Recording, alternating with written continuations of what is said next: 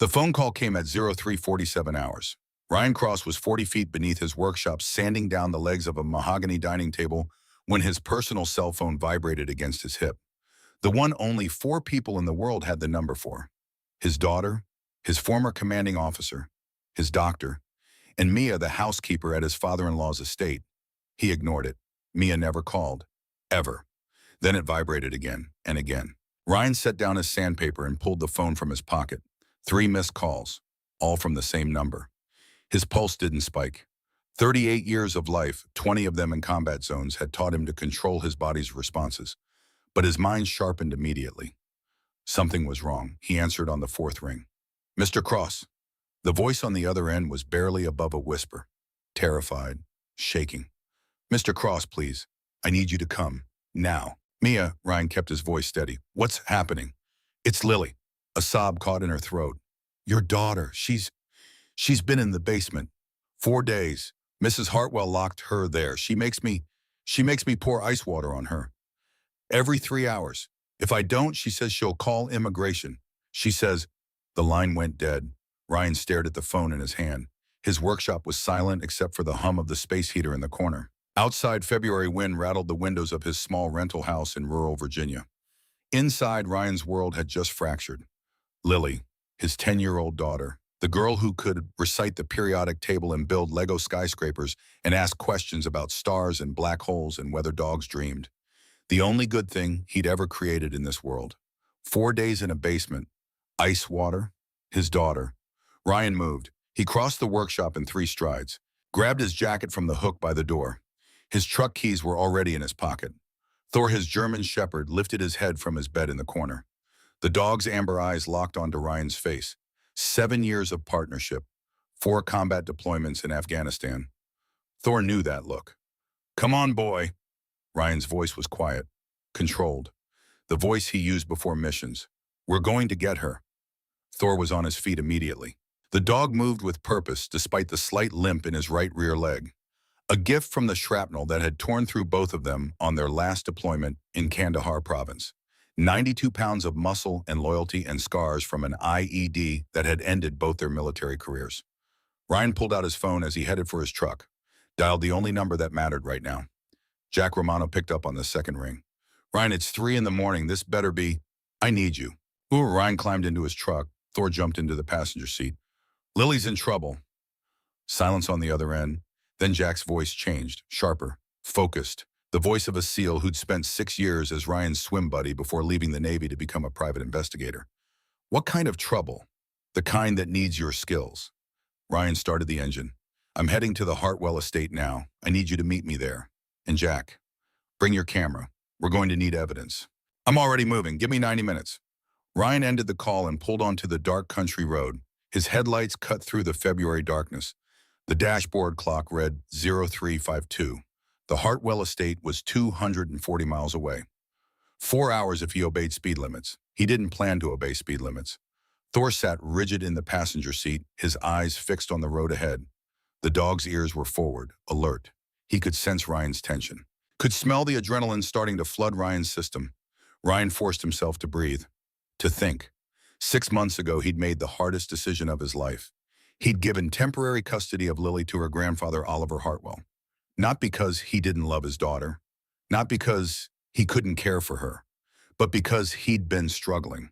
The transition from chief petty officer in naval special warfare to civilian carpenter wasn't going well. The shrapnel still lodged 3 millimeters from his L4 vertebra caused pain that woke him up at night.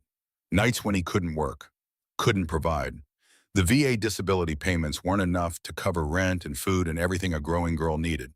And Oliver Hartwell was a billionaire, real estate empire spanning 12 states. Resources Ryan could never provide. Oliver had loved Lily's mother, Ryan's late wife Sarah, like his own daughter. When she died during Lily's birth 10 years ago, Oliver had stepped in, helped Ryan financially, emotionally, became the grandfather Lily deserved. 6 months ago, Oliver had offered a solution. "Let Lily live with me for a year. You get back on your feet, get stable. She goes to the best private school, has everything she needs. You visit every weekend, it's temporary son, just until you're ready."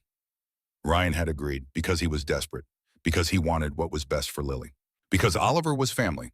Then 3 months ago, Oliver had remarried. A woman named Victoria Hartwell, 48 years old. Beautiful. Elegant. A widow herself, Oliver had said. Someone who understood loss, who wanted to help raise Lily, who seemed perfect. Ryan had met Victoria exactly once. At the wedding, November 7th. She'd worn a cream-colored dress that probably cost more than Ryan's truck. Pearl earrings. Her smile had been practiced. Professional. Perfect white teeth. She'd said all the right things. I'm so looking forward to being part of Lily's life. She's such a special girl. So intelligent. So curious. Your father-in-law speaks so highly of you, Ryan. A Navy SEAL, Chief Petty Officer. You must be very proud of your service. Please visit any time. Our home is your home. Lily needs her father in her life. Ryan had shaken her hand, thanked her. Left the reception early because crowds made his spine ache and the noise triggered memories he'd rather keep buried. But Thor had growled at her, low, deep, the kind of growl the dog reserved for insurgents in Kandahar, for Taliban fighters hiding in compounds, for people who meant harm. The kind of warning that had saved Ryan's life in 3 separate firefights. Ryan had dismissed it, told himself Thor was just protective, adjusting to new people. The dog had been through trauma, had his own scars, his own triggers. Now driving through the darkness at 87 miles per hour, Ryan realized his mistake. He should have listened to the dog. The past 3 weeks had been strange. Ryan called Lily every night, their routine, 7 o'clock no matter where he was or what he was doing. They'd talk about her day, her science projects, the book she was reading, her questions about the universe. Then the call stopped connecting. The first time Victoria had answered. Her voice had been warm, concerned. Oh, Ryan, Lily's just finishing her homework. Calculus. Can you believe they're teaching calculus to 5th graders now? Can she call you back in 20 minutes? She never called back. The second time, Victoria's warmth had cooled slightly. She's already asleep, I'm afraid. You know how tired she gets from school. The academic standards at Waverly Academy are quite rigorous. It was 6:45 in the evening. The third time the mask had started to slip. Ryan, I think it's best if we establish some boundaries. Lily needs consistency, routine, structure. Calling every single night is disruptive to her schedule. It makes her emotional, unstable. Perhaps we could arrange weekly calls instead. Sundays at 3 o'clock. Ryan had insisted. Victoria had become cold. Oliver and I are Lily's legal guardians right now. We know what's best for her. We've consulted with child psychologists, educational experts. They all agree that too much contact with her previous life prevents her from settling into her new routine. Please respect our parenting decisions. Ryan had wanted to drive to the estate immediately, but he'd held back, told himself he was overreacting, that Victoria was just being protective, that his PTSD was making him paranoid, that he was seeing threats where none existed. He'd been wrong. The highway stretched ahead of him, empty at this hour. His speedometer climbed to 92. Thor shifted slightly in his seat, but didn't make a sound. The dog understood. This was a mission. Extract and evade, get to the objective, save the package. Ryan's mind went to dark places. 4 days in a basement. Ice water poured on a 10-year-old child every 3 hours. 72 hours of cold and fear and pain. Why, what had Lily done? What had she seen? His hands tightened on the steering wheel until his knuckles went white. The phone call replayed in his head. Mia's terrified voice. If I don't, she'll call immigration. Victoria was using fear to control people, using power to hurt the powerless, using authority to hide abuse. The classic pattern. Ryan had seen it in war zones, local warlords terrorizing villages, Taliban commanders threatening families. Power without accountability bred monsters. He'd spent 20 years fighting men like that, men who hurt children because they could, because they enjoyed it, because no one could stop them. He'd never imagined he'd have to fight someone in his own family. The miles disappeared beneath his tires. Town after town blurred past. Richmond, Fredericksburg, Baltimore. His truck's engine hummed steadily. Thor's breathing was the only sound in the cab. Calm, ready. The dog had been Ryan's partner through the worst combat zones in the world, through firefights and ambushes, and the explosion that had ended both their careers. If there was going to be a war, Thor was the best backup Ryan could ask for. His phone buzzed, a text from Jack. On the road, ETA 0730. You want me to call the cops? Ryan texted back with one hand. Not yet. Need to see what we're dealing with first.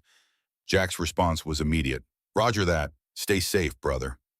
Ryan didn't respond. Safe wasn't the goal. Getting Lily out was the goal. Everything else was secondary. The sky began to lighten as he crossed into Maryland. Pink and orange streaks painted the horizon. Dawn on a Thursday morning, February 26th. Somewhere people were waking up for normal jobs, making coffee, getting their kids ready for school, living ordinary lives.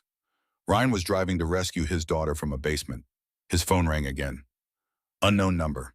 He almost didn't answer. Then something made him pick up. Mr. Cross, a male voice. Unfamiliar. Professional. This is Dr. Richard Moss from Baltimore General Hospital. I'm calling about Oliver Hartwell. Ryan's stomach dropped. What happened? Mr. Hartwell was admitted 5 weeks ago following a fall down the stairs at his residence. He's been in a medically induced coma due to severe head trauma. We've been trying to reach next of kin, but Mrs. Hartwell said the family preferred privacy during this difficult time. 5 weeks. Oliver had been in a coma for 5 weeks and Ryan didn't know. Nobody had told him. Nobody had called. How is he now? We reduced sedation 2 days ago. He's showing signs of regaining consciousness. But Mr. Cross, I need to tell you something. Dr. Moss lowered his voice. The injuries don't match the story we were given. The angle of impact, the severity of the trauma, the pattern of skull fractures. This wasn't a simple fall. This looks like he was pushed with significant force. Ryan's vision tunneled. Say that again. I can't officially state anything without a full investigation. But between you and me, someone hurt Oliver Hartwell, deliberately, and I think you should get here as soon as possible. There are things he needs to tell someone he trusts. The call ended. Ryan's hands were steady on the wheel. His breathing was controlled. But inside, something cold and lethal was waking up. The part of him that had earned 3 Bronze Stars and a Navy Cross. The part that had cleared rooms full of enemy combatants and protected his brothers at all costs. The part that had made him one of the most effective operators in SEAL Team 4. Victoria Hartwell had locked his daughter in a basement. She'd pushed Oliver down the stairs. And Ryan was about to make her regret every single decision that had led to this moment. The Hartwell estate appeared on the horizon as the sun fully rose. Massive colonial architecture. 12 bedrooms, 8 bathrooms, manicured lawns that stretched for acres, a fountain in the circular driveway, security gates, cameras. Everything designed to project wealth and power and untouchability. Ryan had always hated it. Too big, too empty, too many places to hide, too many shadows. He pulled through the main gates. They were open. That was wrong. The gates were always closed, always secured. Security protocol that Oliver had maintained for 30 years. Someone had left them open. Or someone wanted Ryan to come in.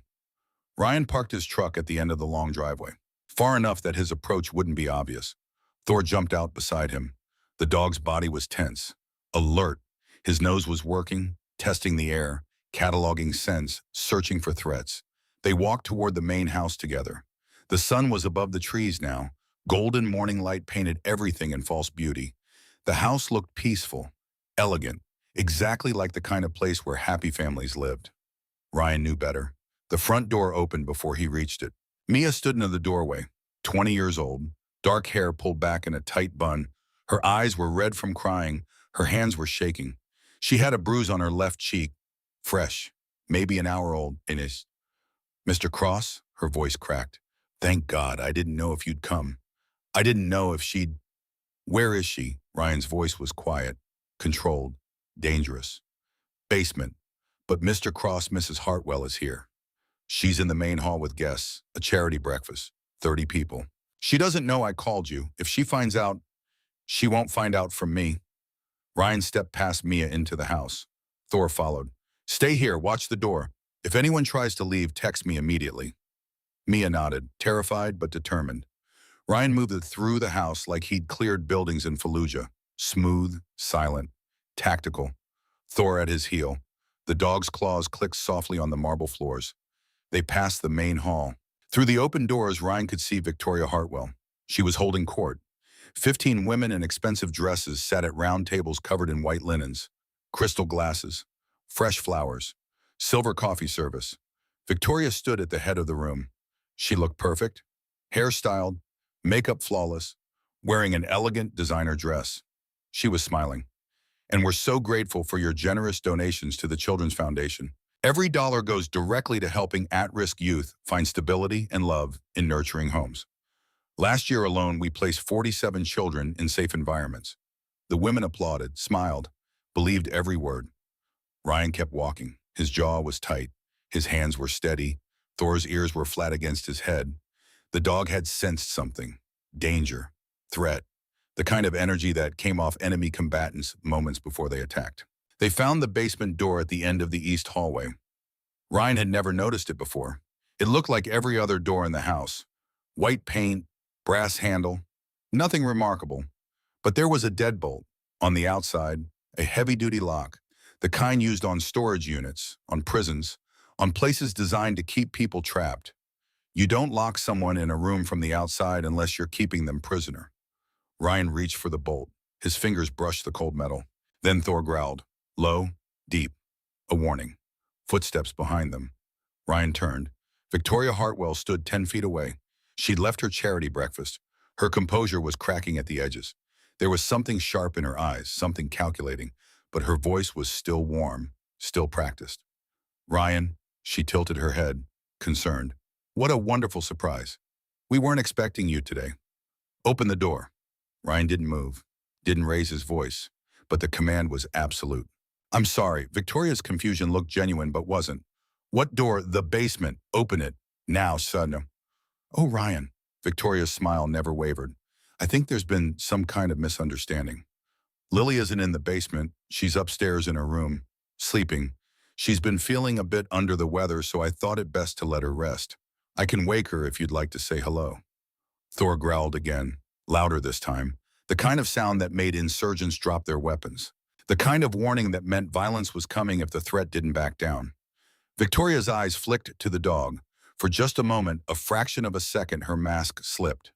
Ryan saw something underneath, something cold, something that enjoyed causing pain, something that had killed before and would kill again. Then the smile was back. Your dog seems agitated. Perhaps you should take him outside.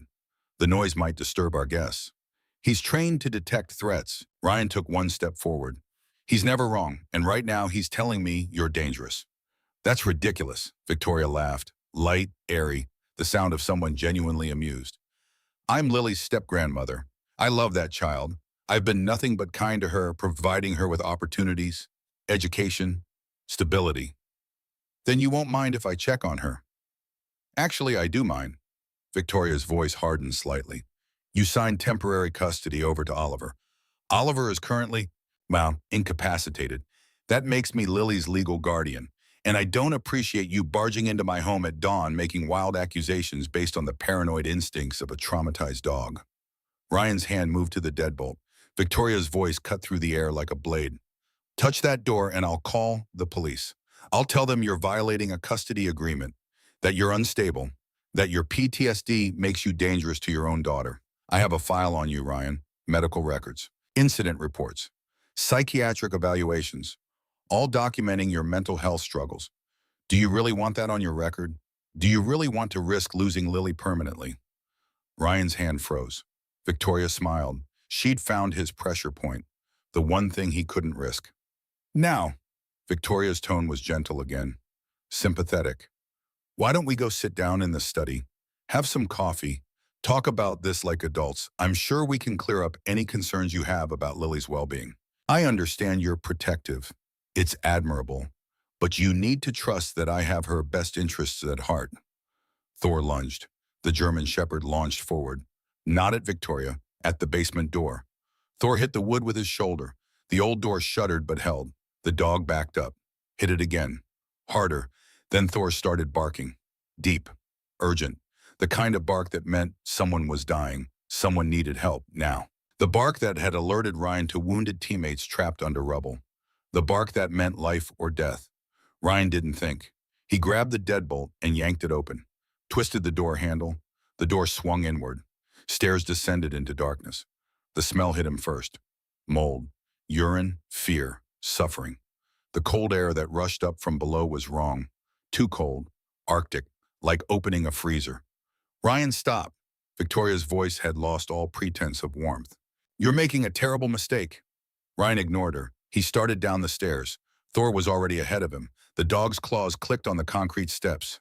His barking echoed in the confined space. Ryan reached the bottom. His eyes adjusted to the dim light. A single bare bulb hung from the ceiling, providing barely enough illumination to see. The basement was unfinished.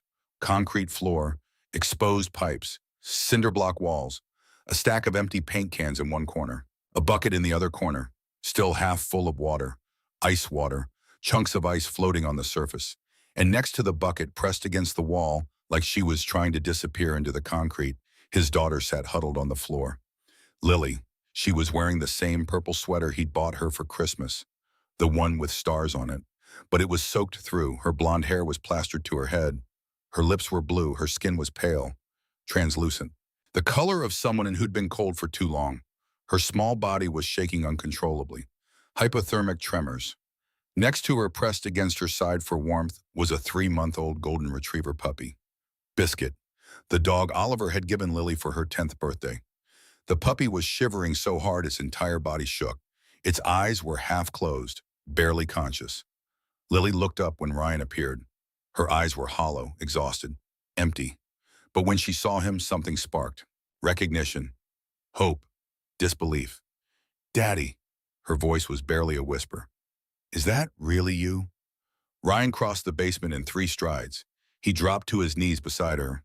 His hands moved over her body, checking for injuries, for broken bones, for damage. She was ice cold. Her core temperature had to be dangerously low. He could see bruises on her arms, old ones, yellow and green and fading, and fresh ones, purple and black and angry. Fingerprint shaped. Someone had grabbed her. Hard. Multiple times. "I'm here, baby." Ryan stripped off his jacket and wrapped it around her shoulders. "I'm here. I've got you." "She said you wouldn't come." Lily's teeth were chattering so hard she could barely speak. "She said you forgot about me. She said nobody was coming. She said I was going to die down here and nobody would ever know. I will never forget you." Ryan pulled her against his chest. She was so small, so cold, so fragile. "Never. Do you understand me? Never." Lily buried her face in his shoulder and started crying. Deep, wrenching sobs that shook her entire body. Thor moved to her other side, pressed his warm bulk against her back. The dog's body heat started to slowly warm her frozen limbs. Ryan picked up the puppy with one hand. Biscuit whimpered. The small dog was hypothermic, barely responsive. Ryan tucked the puppy inside his shirt against his chest. His body heat would keep it alive until they could get proper medical attention. "How long?" Ryan kept his voice gentle. Calm, but inside he was calculating. Planning. "How long have you been down here, sweetheart?" 4 days. Lily's voice was muffled against his shoulder. "She comes down every 3 hours, sometimes more. Pours water on us, ice water. She says I need to learn to keep my mouth shut. She says I saw something I shouldn't have seen." "What did you see, Lily?" Lily pulled back, looked up at him with eyes that had seen too much. Eyes that belonged to someone much older. Eyes that held knowledge no child should have. "I saw her push Grandpa down the stairs 3 weeks ago. I was coming out of my room and I saw her. She was standing behind him at the top of the stairs. They were arguing about money. I heard her say something about accounts, about transfers. Grandpa said he was going to call his lawyer. He turned to walk down the stairs and she put her hands on his back and she pushed." Ryan's blood turned to ice. "I screamed. Grandpa fell all the way down. He hit the bottom and didn't move.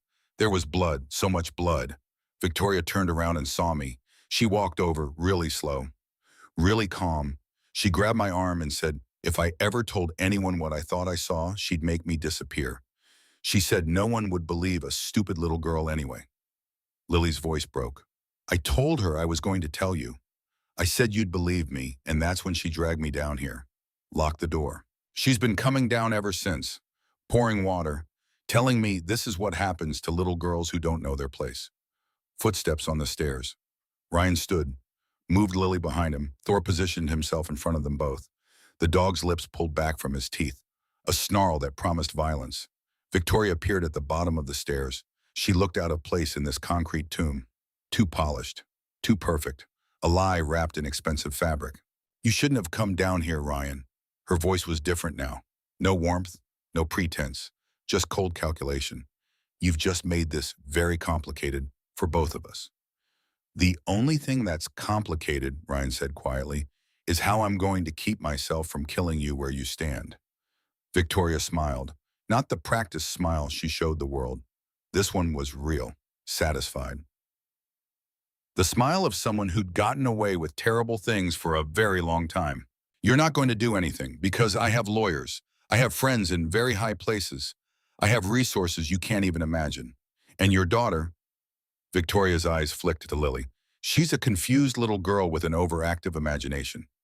No one will believe her, especially not when I show them the medical records documenting her tendency toward fantasy and emotional instability. Those records are fake. Prove it. Victoria's smile widened. I'm a respected member of this community. I sit on 3 charity boards. I've donated millions to children's causes. The governor attended my wedding. And you're an unemployed veteran with PTSD and a drinking problem. I don't have a drinking problem. You will by the time my lawyers are done with you. Victoria took one step closer. Here's what's going to happen. You're going to leave. You're going to forget you were ever here. And you're going to let me handle Lily's education. Because if you don't, I will destroy you. I will take that child away from you permanently. I will make sure you never see her again. I will ruin every aspect of your pathetic little life. Do you understand me? Ryan looked at this woman, this monster in designer clothing, this predator who hurt children and smiled while she did it. He thought about the men he'd killed in combat, the insurgents, the terrorists, the people who'd hurt innocents because they could, because they enjoyed it, because they believed they were untouchable. He'd always wondered if he'd be able to recognize evil in civilian life, if it would look different without a uniform, or a flag, or a cause. Now he knew. Evil looked like Victoria Hartwell. It wore pearls and expensive dresses and perfect smiles. It sat on charity boards and spoke about helping children while locking them in basements and pouring ice water on them until they learned to be silent. Lily, Ryan said without taking his eyes off Victoria. Close your eyes, sweetheart. Thor guard. The dog moved, positioned himself between Lily and Victoria. Ready. Ryan pulled out his phone, dialed 911, but don't you dare. Victoria's voice finally showed real emotion. Panic, anger, fear. I'll tell them you broke into my home, that you assaulted me, that you're unstable and dangerous and... The operator answered. 911, what's your emergency? My name is Ryan Cross. I'm at the Hartwell Estate, 2847 Blackwood Lane, Chesapeake County, Maryland. I need an ambulance immediately. I have a 10-year-old hypothermia victim. Female. She's been locked in an unheated basement for 4 days without food or adequate shelter. Core temperature is critical. Also need veterinary assistance for a 3-month-old puppy. Same condition. The person responsible is standing right in front of me. Victoria lunged for the phone. Ryan caught her wrist, held it. Gentle but immovable. The grip he'd used on detainees. Firm enough to control, not hard enough to injure. Don't move, he said quietly. Don't make me hurt you in front of my daughter. Victoria's mask shattered completely. Her face twisted with rage. Pure, undiluted. You have no idea who you're dealing with. I've killed men for less than this. Better men than you. Smarter men. Richer men. And I walked away every single time. Every single time. The words hung in the air between them. Ryan smiled. Cold. Dangerous. The smile that had terrified enemy combatants in 3 war zones. I know exactly who I'm dealing with. A murderer who's been hiding behind money and charm for years. But you made one mistake, Victoria. What's that? You hurt my daughter, and I'm a Navy SEAL. We don't quit, we don't surrender, and we sure as hell don't let monsters like you walk free. Sirens in the distance. Getting closer. Victoria's eyes darted to the stairs, calculating, looking for an escape route, wondering if she could run, if she could disappear before the police arrived. There's nowhere to run, Ryan said. This ends today. All of it. He was right. But what Ryan didn't know yet, what he couldn't know, was just how deep Victoria's crimes went. How many people she'd killed. How many lives she'd destroyed in her 22-year career as a Black Widow killer. He didn't know about the 5 dead husbands before Oliver, the stolen fortunes, the web of corruption and bribery that had kept her safe for decades. He didn't know that Oliver Hartwell wasn't an accident victim. He was attempted murder victim number 10. He didn't know that Victoria had a partner, a man named Julian Drake, that they'd been working together for 18 years, killing wealthy men and stealing their assets like it was a business, like murder was just another form of investment. But he would learn. Over the next few days, as the evidence mounted and the bodies were counted and the truth came spilling out, Ryan Cross would discover exactly what kind of evil had nearly destroyed his family And when he did, he would make sure Victoria Hartwell paid for every single life she'd taken. The sirens were louder now. Close. Almost here. Ryan picked up Lily in his arms, the puppy Biscuit tucked against her chest inside his jacket. Thor moved to his side, the family unit, complete, protected. They walked up the basement stairs together, leaving Victoria standing alone in the darkness, right where she belonged. Behind them, Victoria's voice echoed up the stairwell. One last threat, one last attempt at control. This isn't over, Cross. I have friends you've never heard of, people who owe me favors, judges, politicians, people who can make you disappear. You think you've won. You've just started a war you can't possibly win. Ryan paused at the top of the stairs, looked back at her, at the woman who'd tortured his daughter for 4 days, who tried to break a 10-year-old child's spirit because she'd witnessed the truth. No, he said quietly, this is exactly what winning looks like. You just don't know it yet. This was just the beginning. The ambulance arrived 7 minutes after Ryan's call. 2 paramedics rushed into the basement. They took one look at Lily and their professional calm fractured. Jesus Christ. The lead paramedic, a woman in her 40s named Davis, wrapped heated blankets around Lily's small body. Core temperature is 89.2 degrees. She's in moderate hypothermia, dehydration, possible pneumonia. We need to get her to Baltimore General immediately.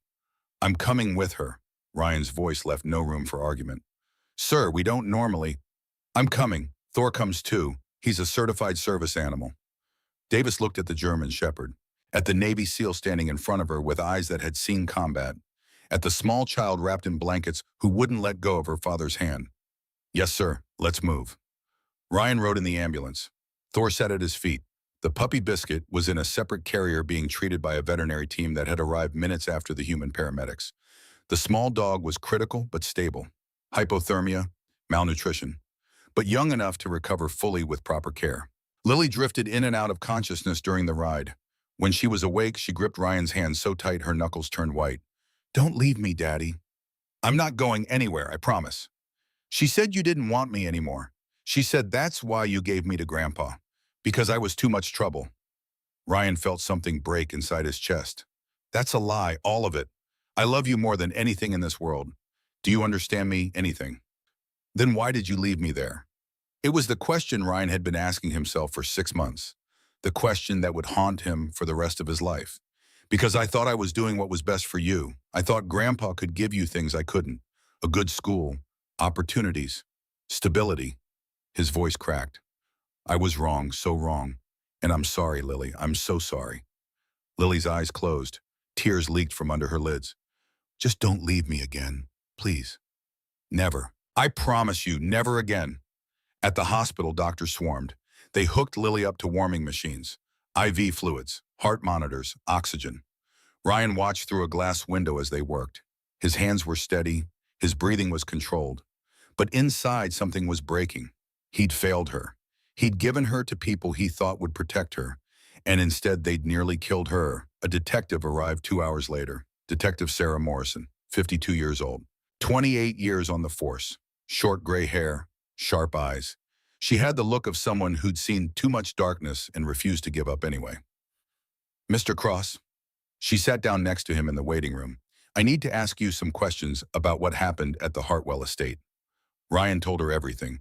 The phone call from Mia, the locked basement door, finding Lily, Victoria's threats, the admission that she'd killed before. Detective Morrison took notes without interrupting. When he finished, she was quiet for a long moment. Victoria Hartwell is a very powerful woman in this community. She has connections, friends in high places, political donors. This isn't going to be a simple case.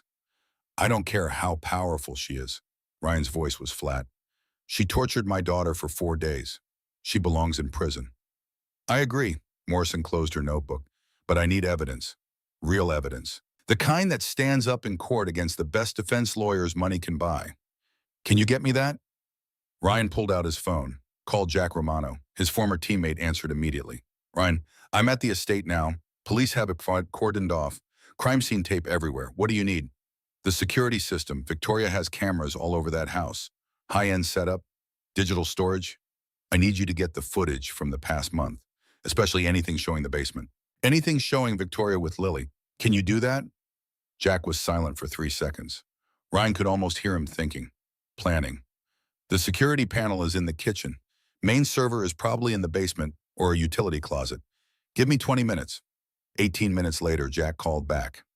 Got it. And Ryan, you're going to want to see this. It's worse than you thought.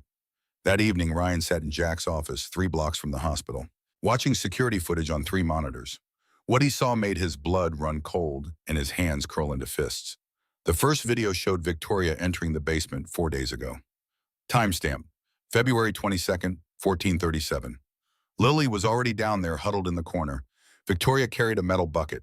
She walked up to the child with the casual confidence of someone who'd done this before. Dumped ice water over her head. Lily screamed. Victoria smiled. This is what happens when little girls don't know their place. When they see things they shouldn't see. When they threaten to tell lies about people who've been nothing but kind to them. Lily's voice small and terrified. It's not a lie. I saw you push Grandpa. I saw another bucket of water. You saw nothing.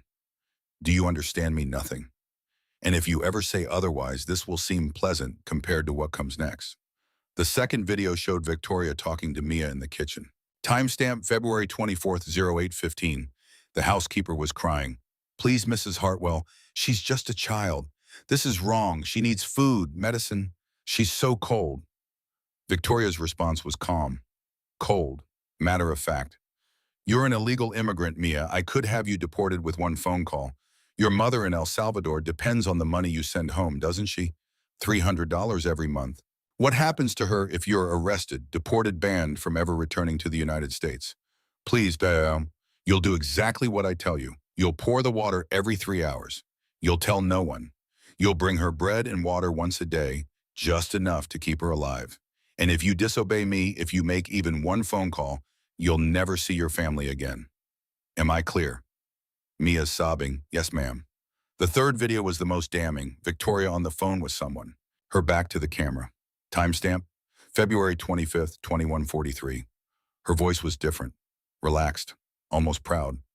The old man is in a coma. Doctors say he might not wake up. Perfect timing. Yes, the brat saw me push him, but I've handled it.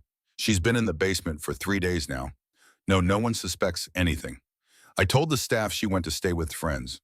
By the time anyone finds her, she'll be too traumatized to make credible accusations. And if she does talk, I'll just say she's mentally unstable, delusional. Who's going to believe a confused little girl pishing over me? Exactly. The lawyers already have documentation ready. Psychiatric evaluations, medical records, all showing a pattern of instability. We're almost there, Julian. Just a few more months. Once Oliver is gone, we split $850 million. Worth the wait. I love you too. Talk tomorrow. Jack paused the video. There's more. A lot more. I've been digging into Victoria's background while you were at the hospital.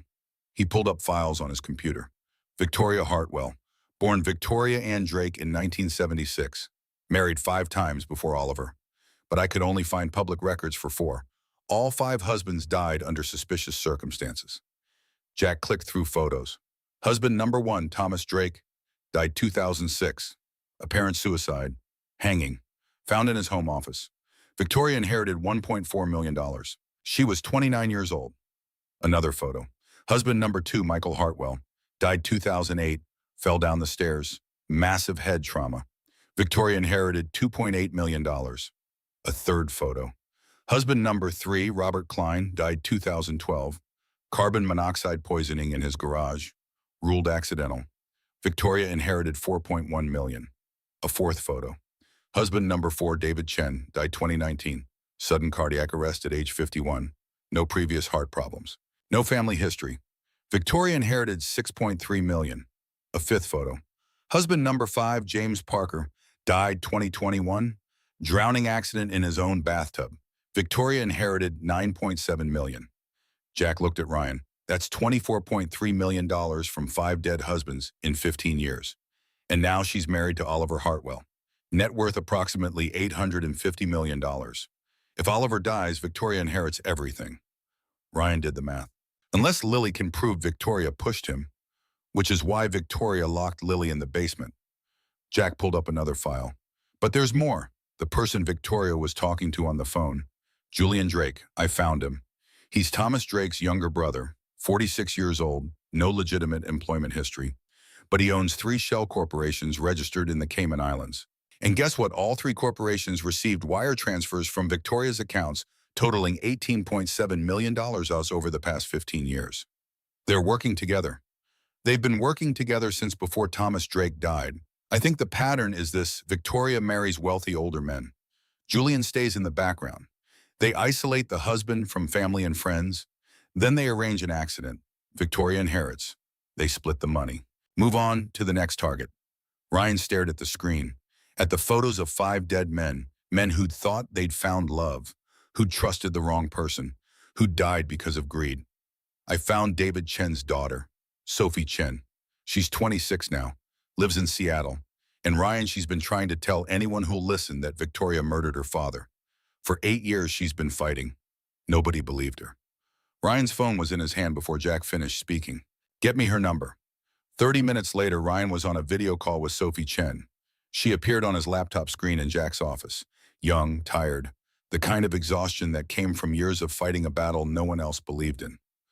Mr. Cross? Sophie's voice was careful, controlled, like someone who'd learned not to show too much emotion because people used it against her. Jack told me what happened to your daughter. I'm so sorry, but I'm also relieved. Finally, someone else sees her for what she is. Tell me about your father. Sophie took a breath. Dad was healthy, active, ran marathons, climbed mountains, no history of heart disease, perfect cholesterol, perfect blood pressure. Then he married Victoria in 2017. She was charming, sophisticated, said all the right things about wanting to be part of our family, part of my life. She pulled out a folder, held it up to the camera. Within 18 months, he was dead. The doctor said cardiac arrest, natural causes. But I knew something was wrong. Dad had just had a complete physical 2 weeks before he died. Clean bill of health. His doctor said he had the cardiovascular system of a 30-year-old. Did you go to the police? Sophie's laugh was bitter, broken. I tried. I begged them to investigate, to do an autopsy. They did a basic one, found nothing. So I paid for an independent review. $30,000, money from my college fund. The pathologist found traces of potassium chloride and digoxin in Dad's tissue samples. Both substances can cause cardiac arrest. Both are nearly undetectable if you're not specifically looking for them. That's evidence of murder. That's what I said. I took it to the police, to the DA, to anyone who would listen. Sophie's voice cracked. Victoria's lawyers threatened me with defamation charges, said I was a disturbed young woman trying to contest her father's will out of greed. They had me committed to a psychiatric facility for 8 weeks, diagnosed me with delusional disorder, grief-induced psychosis. By the time I got out, the case was closed and Dad's body had been cremated per Victoria's wishes. Ryan felt rage building in his chest, cold, focused, the kind of anger that had made him effective in combat zones, that had allowed him to do terrible things to terrible people without hesitation. Victoria's done this before, multiple times, and she's gotten away with it because she has money and power in a system that protects people like her. Yes, Sophie's eyes met his through the screen, fierce, determined. But Mr. Cross, you have something I didn't have. You have a living victim. Your daughter can testify. She saw Victoria push Oliver. That's attempted murder. If we can prove that we can reopen all the other cases, we can finally stop her. We will stop her, I promise you that. I've been waiting 8 years to hear someone say those words and mean them. Sophie wiped her eyes. Whatever you need from me, I'll help. Testimony, evidence, anything. I want Victoria Hartwell to pay for what she did to my father. Ryan ended the call 20 minutes later with a promise. He would make Victoria Hartwell pay for every life she'd taken. But he didn't know how fast Victoria would strike back. The next morning, a process server arrived at the hospital at 7:23. He handed Ryan a thick envelope of legal documents. Ryan opened it, standing in the hallway outside Lily's room. Emergency petition for guardianship, filed by Victoria Ann Hartwell, requesting immediate and permanent legal custody of Lily Cross on the grounds that Ryan Cross is an unfit parent, dangerous, unstable, a threat to himself and others. Ryan read through the documents. His hands didn't shake. His voice didn't rise. But Thor, lying at his feet, sensed the change. The dog stood, alert, ready for a threat. The petition was 37 pages long.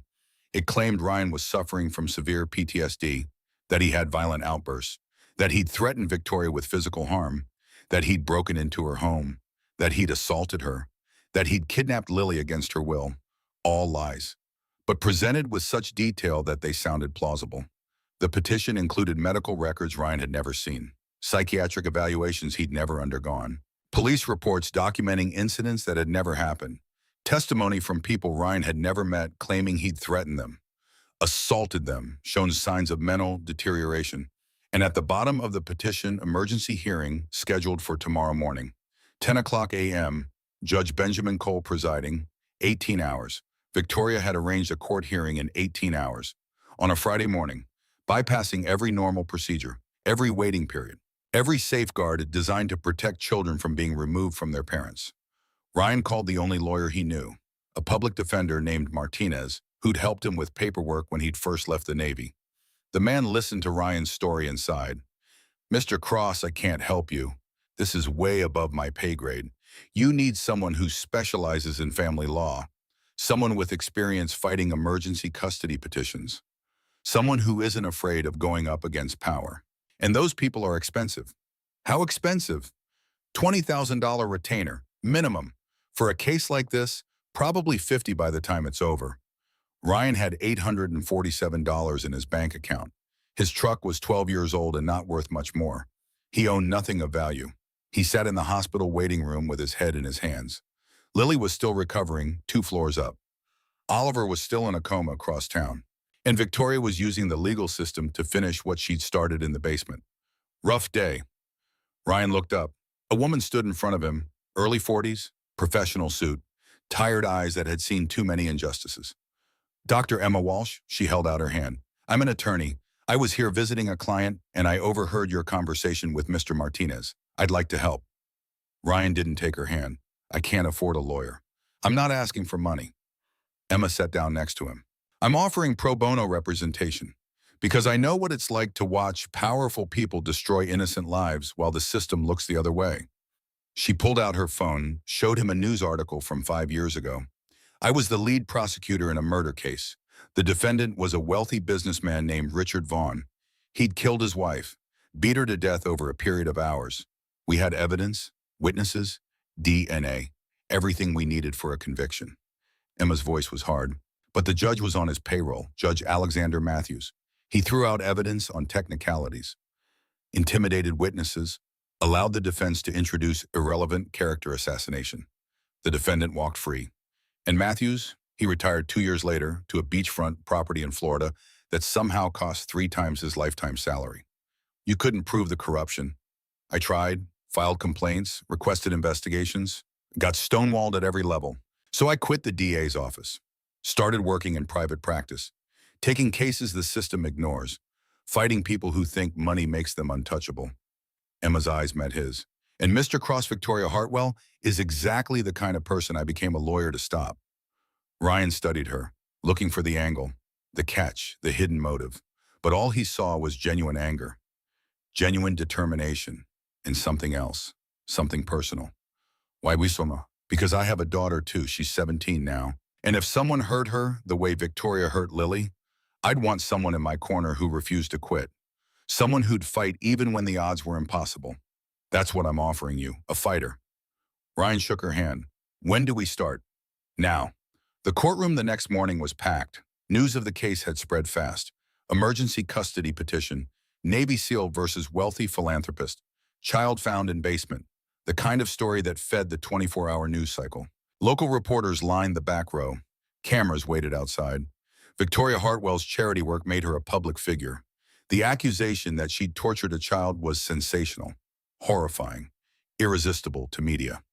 Victoria sat at the plaintiff's table with her attorney, James Ashford, 62 years old, silver hair, $4,000 suit, a lawyer who'd built his career defending the indefensible and winning. Corporate fraud, political corruption, white-collar crime. His win rate was 93%. Ryan sat at the defendant's table with Emma. Thor lay at his feet. The dog was technically a service animal for Ryan's combat-related PTSD. Documented, certified. The court couldn't exclude him, but everyone in the room knew the real reason Thor was there. The dog was a silent reminder of who Ryan Cross was, what he'd done, what he represented. A Navy SEAL, a warrior, someone who'd fought for his country and earned the right to fight for his daughter. Judge Benjamin Cole entered, 64 years old, 28 years on the bench, appointed by a governor who'd resigned in scandal. Cole had the face of a man who'd stopped caring about justice a long time ago, who saw the courtroom as a place to manage problems, to make compromises, to protect the powerful from the powerless. We're here to consider an emergency petition for guardianship filed by Victoria Hartwell regarding the minor child Lily Cross. Cole's voice was bored, procedural. Mrs. Hartwell, your attorney may proceed. James Ashford stood, buttoned his suit jacket, smiled. Your Honor, my client is a devoted step-grandmother who has cared for Lily Cross for the past 6 months with nothing but love and dedication. During that time, she has provided the child with stability, education, and a nurturing home environment worth over $3 million in annual resources. He gestured to Ryan. The child's biological father, Ryan Cross, is a former Navy SEAL with documented post-traumatic stress disorder, anger management issues, and substance abuse problems. He is currently unemployed, living in a rental property, surviving on disability payments. And as evidenced by his violent intrusion into my client's home 3 days ago, he poses a clear and present danger to himself, to others, and most importantly, to his own daughter. Ashford pulled out documents, thick stacks of paper. We have medical records showing Mr. Cross has been treated for severe psychological trauma at 3 separate VA facilities. Police reports documenting incidents of aggressive behavior towards civilians, and testimony from multiple witnesses stating he has threatened violence against my client, made paranoid accusations, and demonstrated the kind of instability that makes him fundamentally unfit for parenthood. All lies, but presented with such confidence, such detail, such professional authority that they sounded like truth. Emma stood. Objection, Your Honor. The medical records Mr. Ashford references are falsified. The police reports are fabricated, and the witnesses he mentions don't exist. We've subpoenaed the original documents from the VA and local law enforcement. They tell a very different story. Judge Cole waved his hand dismissively. Ms. Walsh, this is a preliminary hearing. We're not here to debate the validity of evidence. We're here to determine immediate custody arrangements for the safety and well-being of a minor child. Then let's talk about immediate facts. Emma's voice was steel. 3 days ago, Lily Cross was found locked in Victoria Hartwell's basement. She'd been there for 4 days, 96 hours. She was suffering from stage 2 hypothermia with a core temperature of 89.2 degrees, malnutrition, dehydration, and 17 distinct bruises consistent with physical abuse. Those are medical facts documented by Baltimore General Hospital and confirmed by 3 independent physicians. Murmurs rippled through the courtroom. Ashford jumped in. Your Honor, the child wandered into the basement on her own. She was playing hide-and-seek with the family dog. The door closed accidentally. My client was frantically searching for her when Mr. Cross broke into the home, assaulted Mrs. Hartwell, and removed the child without authorization. The door was locked from the outside. Emma pulled out photos, crime scene images taken by Detective Morrison, with a heavy-duty deadbolt, installed specifically to lock from the exterior. You don't accidentally lock someone in a basement from the outside, Mr. Ashford. That's imprisonment. That's false confinement. That's child abuse. My client installed that lock for safety reasons, to prevent intruders from accessing the basement where valuable items are stored. Then why is there a bucket of ice water in the basement? Why are there security camera recordings of Victoria Hartwell pouring that water over Lily's head while the child screamed and begged her to stop? The courtroom went silent. Judge Cole's face tightened. Ms. Walsh, do you have these recordings? I do, Your Honor. Multiple videos, over 40 hours of footage. I'd like to enter them as evidence and play 3 specific clips that directly contradict every claim Mr. Ashford has made. Objection. Ashford was on his feet. Those recordings were obtained illegally. They're inadmissible under the 4th Amendment and Maryland privacy statutes. They were obtained from a security panel in the kitchen of the Hartwell estate by a licensed private investigator named Jack Romano. Emma pulled out documentation. The panel was not password protected. It was accessible to anyone in the household. There was no illegal entry, no hacking, no violation of any privacy statute. The evidence is completely admissible under Maryland Rules of Evidence, Section 901. Cole looked uncomfortable. This wasn't going the way he'd expected. I'll allow the recordings for the purpose of this preliminary hearing. But Ms. Walsh, I'm warning you, this is highly irregular. The bailiff set up a laptop, connected it to a projector, the courtroom lights dimmed. The first video played. Every person in that courtroom that watched Victoria Hartwell dump ice water over a 10-year-old child, watched the child scream, Watched Victoria say, "This is what happens when little girls don't know their place." Watched her smile. When the video ended, the silence was absolute. Then a small voice broke it. Young, determined, brave. "I want to talk." Everyone turned. Lily Cross stood in the gallery. She'd been sitting with a victim's advocate from the DA's office. Now she was walking toward the front of the courtroom. Her steps were slow, careful. She was still weak from hypothermia, but her spine was straight. Her chin was lifted. "Lily, sweetheart." Ryan started to stand. "You don't have to." "Yes, I do." Lily looked at the judge. Her voice was steady despite the trembling in her hands. "I want to tell everyone what happened, the whole truth, because she keeps lying, and nobody should believe her lies anymore." Judge Cole frowned. "Young lady, this is highly unusual. You're not a witness in this proceeding. You're the subject of, then make me a witness." Lily's voice didn't waver. "Because I'm the only person who knows the whole truth about what Victoria did, and I'm not afraid to say it anymore." Emma stood. "Your Honor, I request permission for Lily Cross to testify. She's the victim in this case. She has a right to be heard under the Maryland Children's Bill of Rights." Ashford objected immediately. "The child is 10 years old. She's been through severe trauma. Her testimony would be unreliable at best, coached at worst. This is a transparent attempt to manipulate. She's competent to testify under Maryland law." Emma pulled out her phone. "I have a psychiatric evaluation completed yesterday by Dr. Rachel Foster, the state's leading expert in child forensic psychology. Doctor, Foster states that Lily is mentally sound, cognitively advanced for her age, and perfectly capable of providing reliable testimony. The defense has had access to this report since last night." Cole looked trapped. He glanced at Victoria. Just a flicker, a fraction of a second. But Ryan saw it. The judge was looking to her for guidance, for permission, for instruction. That's when Ryan knew Cole was compromised. Bought. Part of Victoria's network. "I'll allow it." Cole's voice was tight. "But I reserve the right to end this examination if the child shows signs of distress or if the questioning becomes inappropriate." Lily walked to the witness stand. The bailiff had to adjust the microphone down to her height. She looked so small sitting in that chair. A child in a room full of adults deciding her fate. But when she started speaking, there was nothing small about her voice. "My name is Lily Marie Cross. I'm 10 years old. I was born on April 18th. 6 months ago, my dad let me live with my grandpa Oliver because he was having trouble paying rent and buying groceries. I didn't mind. I love Grandpa, and Dad visited every weekend. We had fun. It was good." Lily looked at Victoria, direct, unflinching. "Then Grandpa married her. Victoria. At first she was nice, but it was fake nice. Like she was acting in a play. Like she was pretending to be someone she wasn't. And my dad's dog Thor knew. He growled at her every time she came near me. Because dogs can tell when people are bad." "What happened after the wedding?" Emma asked gently. "She started changing things. She told Grandpa I needed more discipline, stricter rules. She took away my phone so I couldn't call Dad. She told Grandpa that Dad was a bad influence because he had PTSD from the war. She said I needed protection from him. She made Grandpa stop Dad's visits. She said it was better for me to have consistency." Lily's hands were shaking. She gripped the armrests of the witness chair. "Then 4 weeks ago, I came out of my room at night to get water. I heard voices downstairs, arguing. I looked over the railing and I saw Victoria and Grandpa at the top of the main stairs.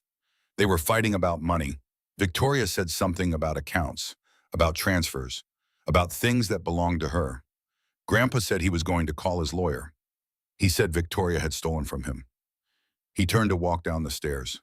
The courtroom was absolutely silent. Victoria put her hands on his back. "Right here." Lily demonstrated on her own back, and she pushed him. Hard. Grandpa fell all the way down 23 stairs. I counted them once when I was bored. He hit the bottom. I heard a sound like when you drop a watermelon.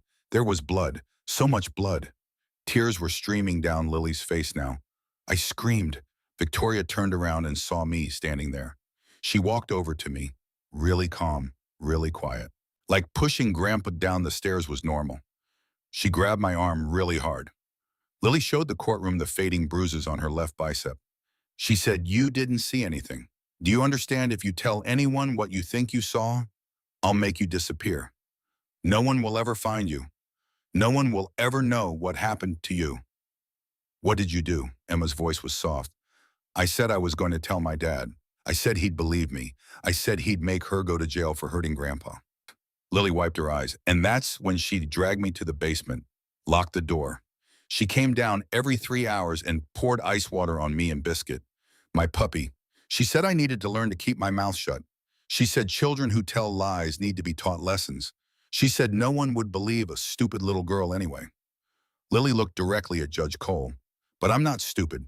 I'm in advanced placement classes. I got a 1420 on my practice SAT. I know what I saw. Victoria pushed my grandpa down the stairs because he found out she was stealing his money. And when I threatened to tell the truth, she tortured me for 4 days until my dad came and saved me. The courtroom erupted, reporters typing furiously, spectators whispering, cameras flashing outside. Judge Cole banged his gavel. Order, order in this court. Victoria's mask finally cracked. She was on her feet, her face twisted with rage. She's lying. The child is disturbed. She has mental problems. Her father has poisoned her against me. None of this is true. Sit down, Mrs. Hartwell. Cole's voice was sharp, but his eyes were panicked.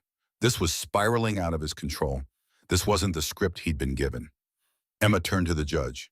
Your Honor, in light of this testimony and the video evidence, I move to dismiss Mrs. Hartwell's petition for guardianship. Furthermore, I request that this court remand Victoria Hartwell into custody pending a criminal investigation for attempted murder, child abuse, false imprisonment, and conspiracy. Your Honor, this is outrageous, Ashford was shouting now, his composure shattered. You can't seriously consider. Jack Romano stood up from the back of the courtroom. Your Honor, before you make any ruling, there's something you should know. Cole's face went white. Who are you, bailiff? Remove this man. Jack Romano, licensed private investigator, Maryland PI license number 47832. Jack walked down the aisle holding a manila folder. And I have evidence that directly pertains to this case and to your ability to preside over it impartially.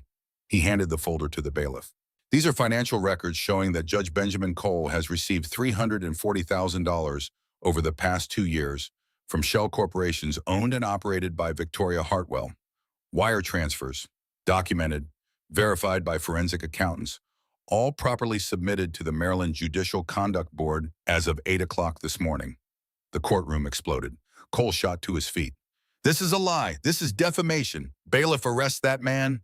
The records are public, Your Honor. Bank transfers, corporate filings, all available through standard discovery. You've been taking bribes from the petitioner. You're compromised. You have a financial interest in ruling in Mrs. Hartwell's favor. This entire hearing is invalid. Reporters were running for the doors. Cameras were everywhere. Judge Cole's face had gone from white to red to purple. This court is in recess. He slammed his gavel down so hard it cracked. Indefinitely.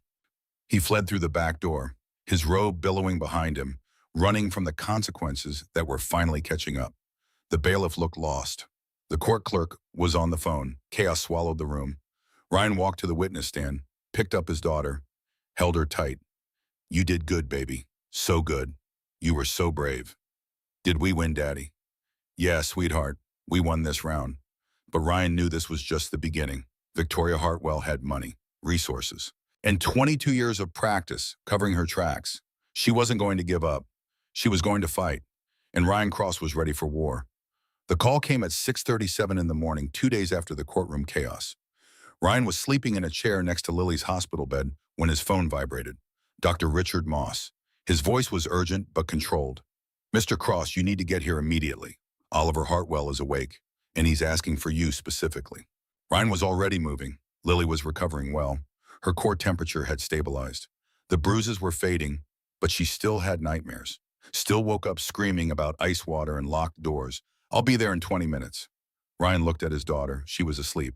Safe. Is he coherent? Very. And Mr. Cross, he's saying things you need to hear. Things about Victoria, about what happened before the fall, things that could change everything. Ryan made arrangements. Emma Walsh agreed to stay with Lily. Jack Romano was already on his way to the hospital. Thor remained at Ryan's side as always. The dog moved with purpose despite his limp. They arrived at Oliver's room to find the old man sitting up in bed. He looked terrible. 72 years old, but aged 20 more in 5 weeks. His head was bandaged. His left arm was in a cast. His face was a map of scars and healing wounds. But his eyes were clear, sharp, angry. Ryan. Oliver's voice was rough from weeks of intubation. Thank God, I've been awake for 6 hours and they wouldn't let me call you. Said I needed rest, monitoring. To hell with us that. We need to talk about Victoria now. Ryan pulled a chair close to the bed. I know what she did. Lily told me you were pushed. Pushed. Oliver's laugh was bitter. Broken. Son, being pushed down the stairs was the least of what that woman did to me. She's been poisoning me. Started right after the wedding. November 8th, the day after we got married. For 2 months, she's been putting something in my food, my coffee, making me sick, killing me slowly. Ryan went very still. What kind of poison? I don't know yet. The doctors are running tests, but I started feeling sick in mid-November. Tired, nauseous, dizzy spells. My doctor couldn't find anything wrong. Ran every test imaginable. Everything came back normal, because they weren't looking for poison. Oliver's hands trembled. Then in January, I found discrepancies in my financial accounts. $47 million transferred to offshore accounts I didn't recognize. Companies I'd never heard of. Shell corporations registered in the Cayman Islands. He looked at Ryan with eyes that held too much pain. I confronted Victoria, asked her to explain. She said I was confused. Said my memory was going. Said I was imagining things. But I knew what I'd seen. So I hired a private investigator, told him to follow her, monitor her communications, dig into her background, find out who I'd really married. What did he find? Oliver reached for a cup of water. His hands shook. Ryan helped him drink. He found that Victoria Ann Hartwell has been married 6 times. Not 5. 6. And every single husband died under suspicious circumstances. He started counting on his fingers. Thomas Drake in 2006. Her first husband. Apparent suicide. Hanging. She inherited $1.4 million. She was 29 years old. Michael Hartwell in 2008 fell down the stairs. Massive head trauma. She inherited $2.8 million. Robert Klein in 2012. Carbon monoxide poisoning in his garage. Ruled accidental. She inherited $4.1 million. David Chen in 2019. Sudden cardiac arrest at 51. She inherited $6.3 million. James Parker in 2021. Drowning accident in his own bathtub. She inherited $9.7 million. Oliver's voice broke. And now me, number 6. I was supposed to be the big score. $850 million. Enough money to retire on, to disappear, to never have to kill again.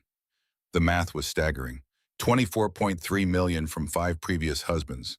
$850 million from you. That's over $870 million. The investigator also found Victoria's partner, a man named Julian Drake, Thomas Drake's younger brother. He and Victoria have been working together for 18 years. Since before Thomas died, they have a system, a pattern. Victoria marries wealthy men. Julian stays in the background. They isolate the husband, slowly poison him or arrange an accident. Victoria inherits. They split the money, move on to the next target. Oliver's voice was hollow.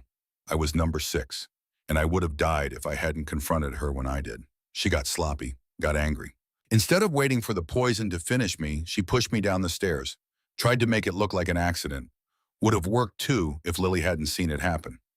Where's the evidence? Ryan asked. The investigator's report, the financial records. Where is it? In my study, at the estate. There's a wall safe behind the family portrait, the large one over the fireplace. The combination is 0418. Lily's birthday, April 18th. Everything is in there.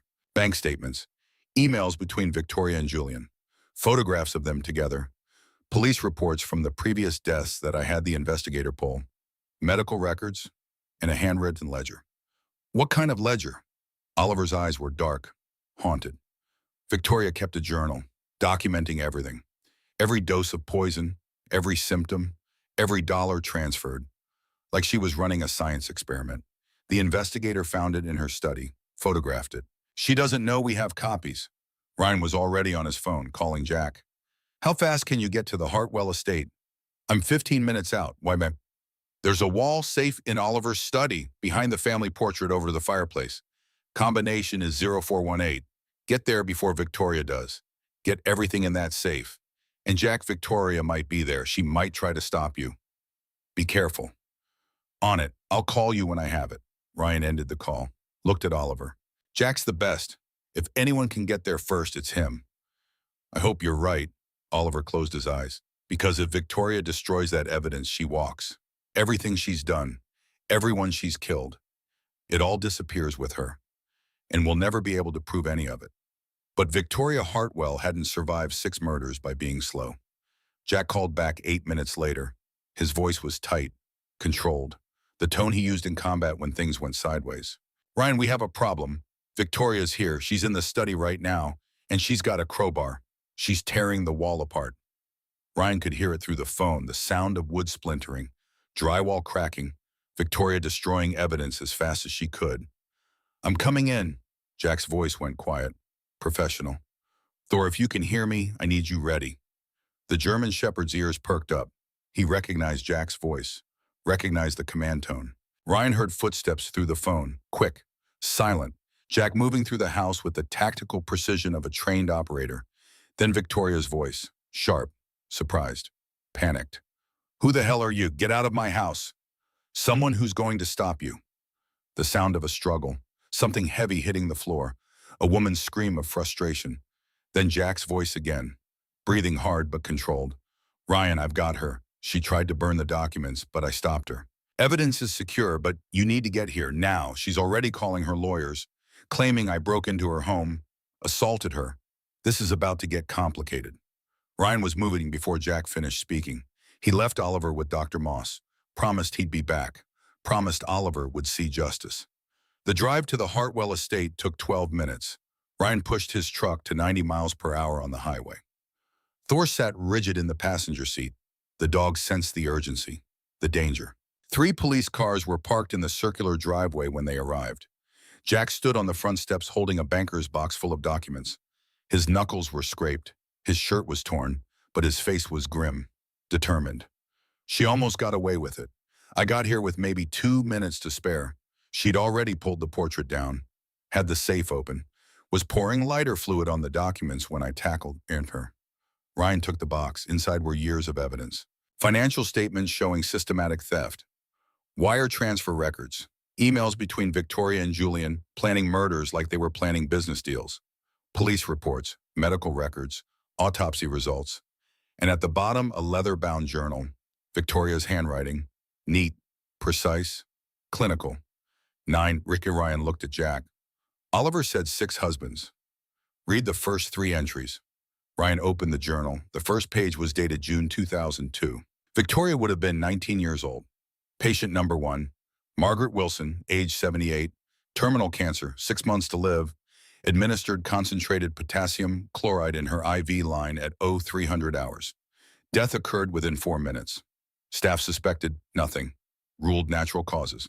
Patient left me $5,000 in her will. A generous thank you for my compassionate care. The second entry.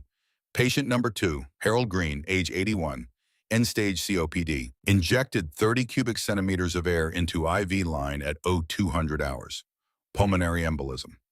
Death occurred within 2 minutes. Ruled natural causes. Patient left me $3,000. Inadequate but acceptable for early practice. The third entry. Patient number 3, Dorothy Chen, age 74, congestive heart failure. Overdose of digoxin administered in evening medication at 2100 hours. Cardiac arrest. Death occurred within 8 minutes. Ruled natural causes. Patient left me $12,000. Finally understanding the value of professional end-of-life services. Ryan looked up. His hands were shaking. She was killing patients when she was a nursing student, before any of the husbands. This goes back 22 years. Serial killer. Jack's voice was flat. She's been doing this since she was 19 years old. And she's gotten away with it because she's smart, patient, methodical, and very good at making murder look like natural death. The sound of expensive heels on marble. Victoria appeared in the doorway. She'd been detained in the study by police. Now she was being escorted out by Detective Morrison. Her wrists were in handcuffs. Her perfect hair was disheveled. Her designer blouse was torn from the struggle with Jack. There was a cut on her cheek, mascara running down her face. But she was smiling. That same practiced smile she'd worn at charity events. That same mask of civility barely covering something rotten underneath. You think you've won. Her voice was calm, conversational, like she was discussing the weather. You think finding my journal changes anything. But you forget, Ryan. I have the best lawyers money can buy. I have friends in very high places. People who owe me favors. Judges, politicians, district attorneys who've accepted my campaign contributions for years. She stopped directly in front of him, close enough that he could smell her perfume. Expensive, elegant, wrong. I'll be out on bail by tomorrow morning, and when I am, I'm coming for Lily. I'm coming for Oliver. I'm coming for everyone you love. I'll use every legal tool at my disposal, every connection, every dollar. And there's nothing you can do to stop me because the system protects people like me.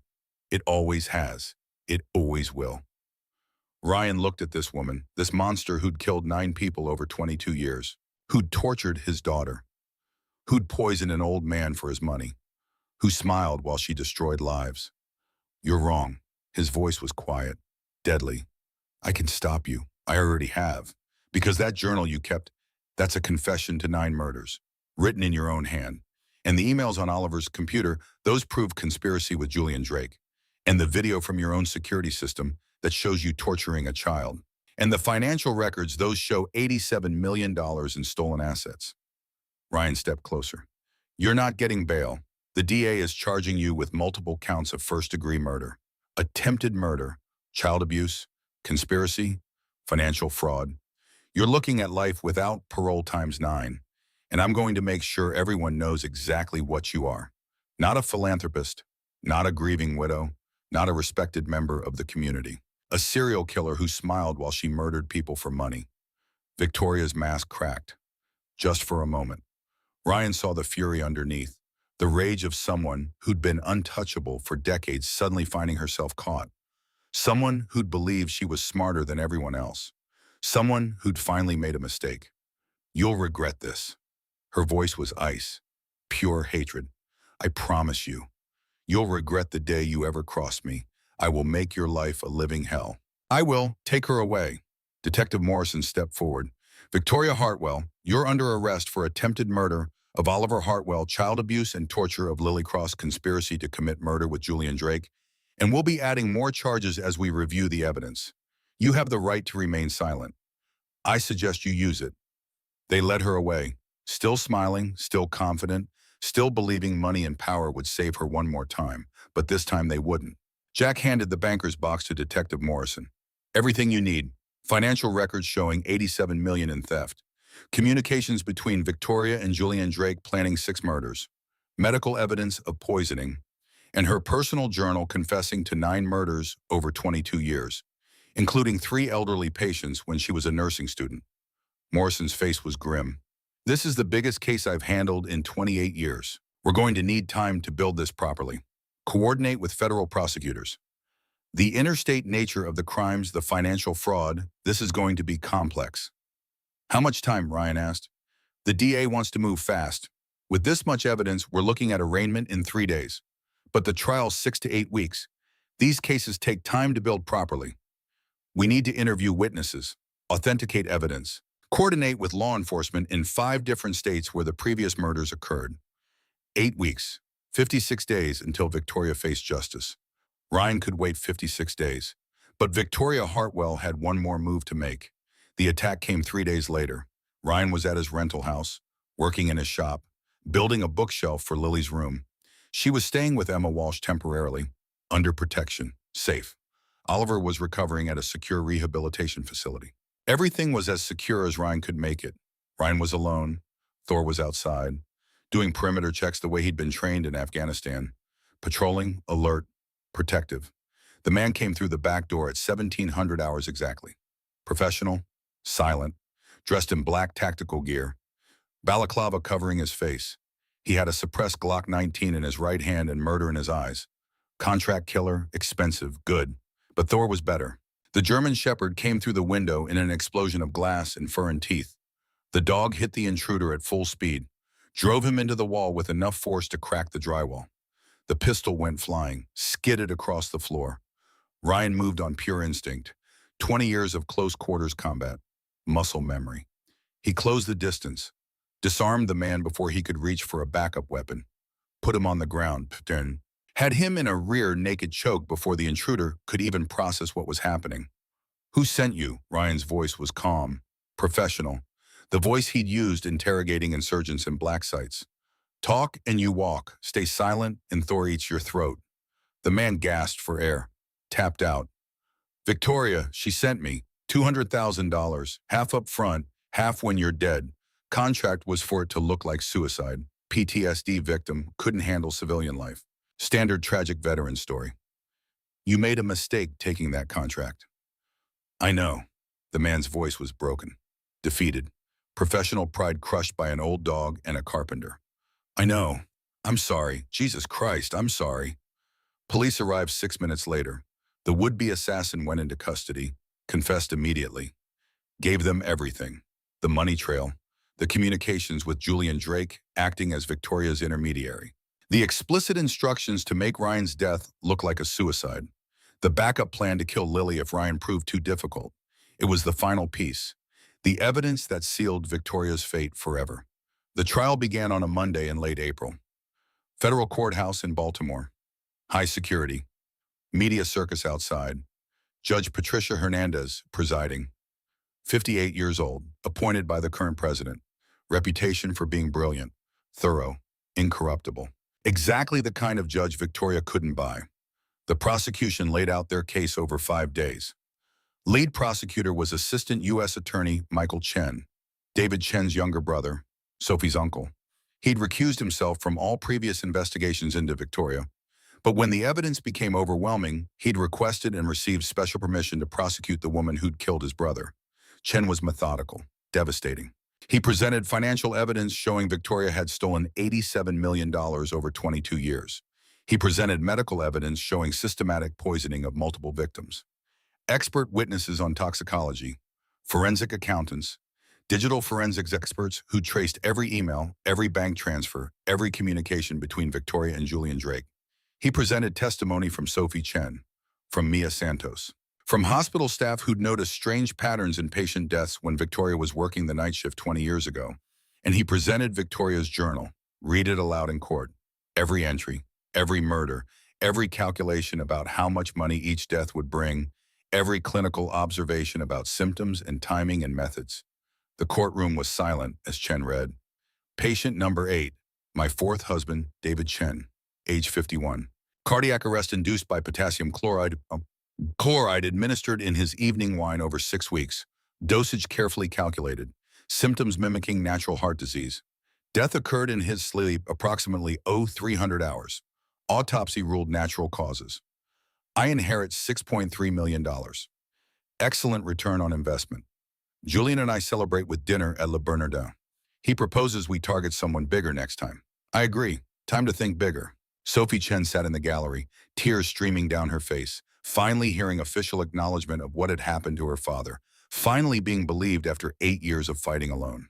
Victoria's defense attorney, a new one since James Ashford, had withdrawn after being implicated in the bribery scandal with Judge Cole, tried to argue diminished capacity, tried to claim Victoria had been traumatized, abused, that her actions stemmed from childhood trauma inflicted by an abusive father. Emma Walsh, who'd been brought in as a consultant to the prosecution, destroyed that argument in cross-examination. Mrs. Hartwell, you kept a detailed journal documenting your murders over 22 years. You planned them meticulously. You covered your tracks using sophisticated financial instruments. You manipulated legal systems in 5 different states. You hired contract killers. Does that sound like someone with diminished capacity? Victoria sat at the defense table, silent, her mask finally gone. The jury could see what she really was. Not a victim, not someone broken by circumstance. A predator who'd chosen to kill, who'd enjoyed it, who'd gotten rich from it. On the 6th day, Lily testified. 10 years old, small, brave. She walked to the witness stand wearing a purple dress, the same color as the sweater she'd been wearing in the basement. Emma had suggested she wear something else. Lily had refused, said she wanted Victoria to remember. She told her story again, but this time with more detail, more emotion. The whole world was listening. She poured ice water on me 6 times a day for 4 days. That's 24 times total. I counted. I counted because it helped me stay strong. Every time she poured, I'd think about my dad. I'd think about how he always taught me to be brave, to not give up, to survive. Lily's voice cracked. She told me I was going to die. She told me no one would ever find me, and she smiled while she said it, like it made her happy to hurt me. 3 jurors were crying. On the 7th day, Ryan testified. He kept his voice steady, professional. But when he described finding his daughter in that basement, finding her hypothermic and terrified and broken, his voice cracked. Lily is the best thing I've ever created in this world. She's smart, curious, kind. She wants to be an astrophysicist. She wants to study black holes and figure out how the universe works. And Victoria tried to destroy her, tried to break her, tried to kill her, because my daughter had the courage to tell the truth. Ryan looked directly at Victoria. I've fought in 3 war zones. I've seen evil. I've killed people who hurt innocents. But I've never met anyone as cold, as calculating, as purely evil as Victoria Hartwell. She doesn't kill out of passion or anger or even greed. She kills because she enjoys it, because it makes her feel powerful, because she can. The prosecution rested their case after 7 days. The defense had nothing. No witnesses who could credibly defend Victoria. No evidence that contradicted the overwhelming proof of guilt. No argument that could overcome a handwritten confession to 9 murders. The jury deliberated for 2 hours and 41 minutes. When they returned, the courtroom was packed. Media, victims' families, law enforcement, everyone who'd been touched by Victoria's crimes. The jury forewoman stood, 62 years old, retired school teacher. She'd been crying during Lily's testimony. Now her face was stone. On the charge of first-degree murder in the death of Thomas Drake, we find the defendant guilty. Victoria's face went white. On the charge of first-degree murder in the death of Michael Hartwell, we find the defendant guilty. On the charge of first-degree murder in the death of Robert Klein, we find the defendant guilty. On the charge of first-degree murder in the death of David Chen, we find the defendant guilty. On the charge of first-degree murder in the death of James Parker, we find the defendant guilty. On the charge of attempted murder of Oliver Hartwell, we find the defendant guilty. On the charge of child abuse and torture of Lily Cross, we find the defendant guilty. On the charge of conspiracy to commit murder with Julian Drake, we find the defendant guilty. The verdicts kept coming. Guilty, guilty, guilty. 15 separate charges. 15 guilty verdicts. Not one single not guilty. Complete condemnation. When it was over, Victoria stood. Her hands were shaking. For the first time since Ryan had met her, she looked truly afraid, truly powerless. The mask was gone. The charm was gone. All that remained was a 50-year-old woman facing the rest of her life in a concrete box. You don't understand. Her voice was desperate, raw, breaking. I had to survive. I had to take what I could because no one was going to give me anything. You think I had choices? You think I wanted this, my father? The defendant will be silent.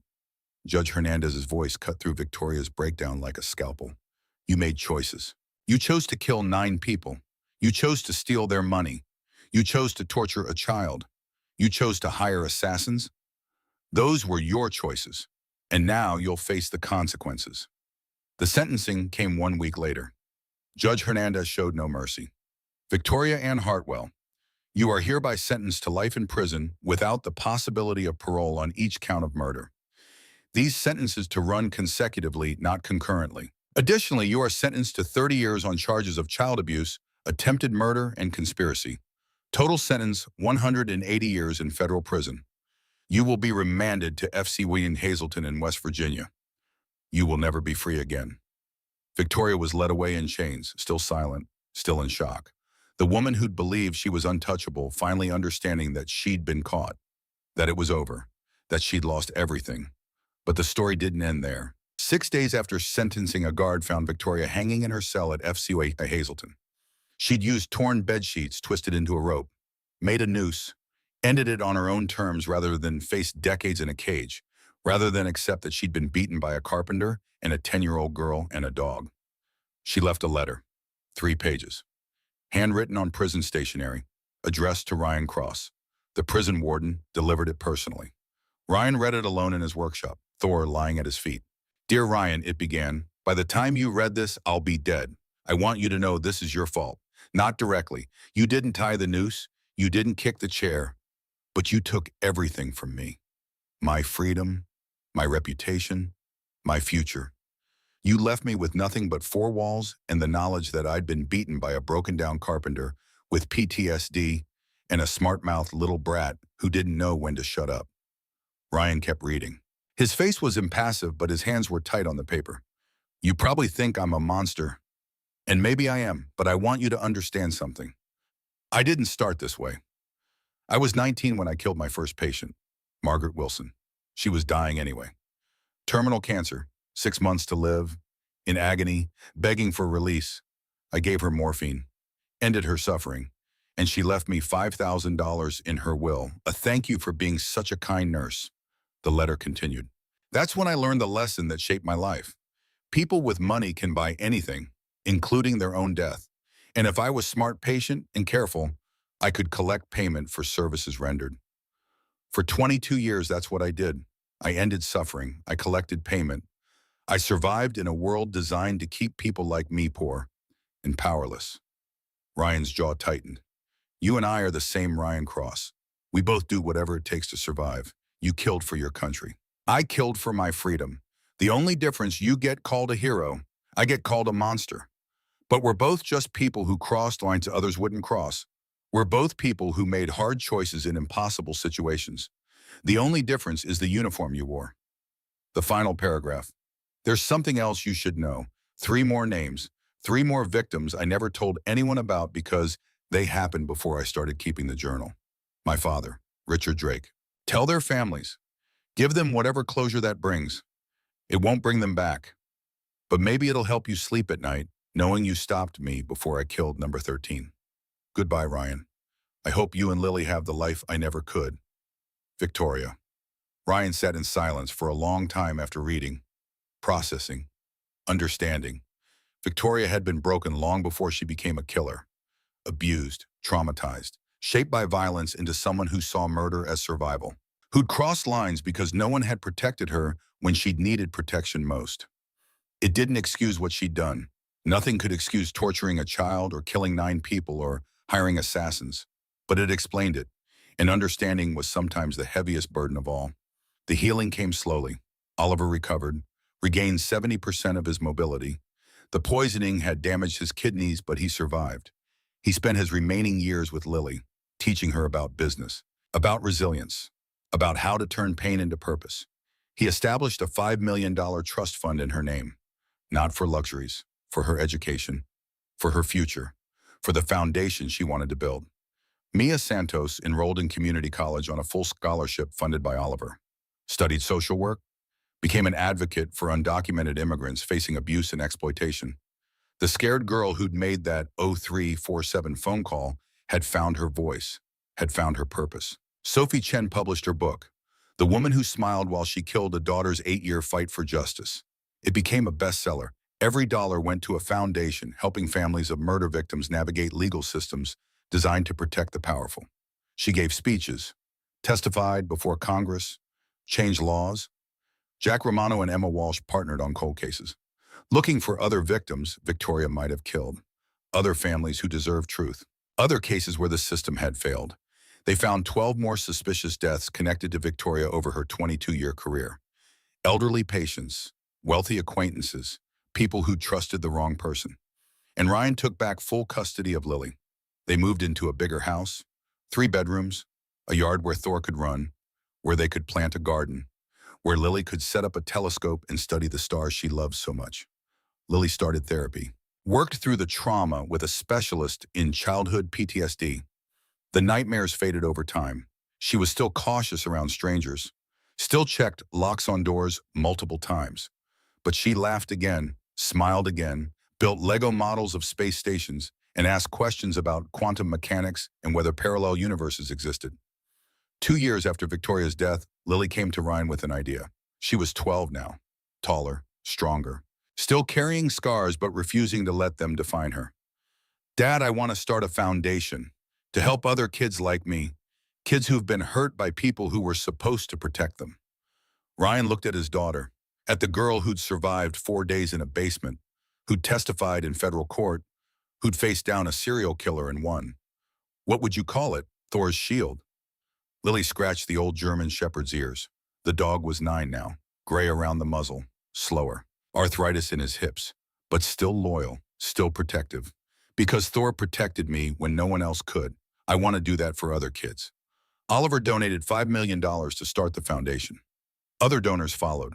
Within a year, Thor's shield was operating in 6 states, providing legal support counseling and safe housing for children escaping abuse. Lily ran board meetings via video call, spoke at fundraisers, testified before state legislatures about child protection laws. At 12 years old, she was changing the system that had failed her. Ryan watched his daughter become someone extraordinary, someone who'd taken unimaginable pain and transformed it into purpose, into hope, into change.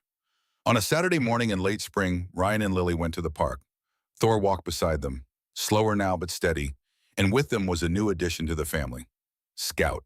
A 2-year-old German Shepherd Ryan had adopted from the same military working dog program that had given him Thor.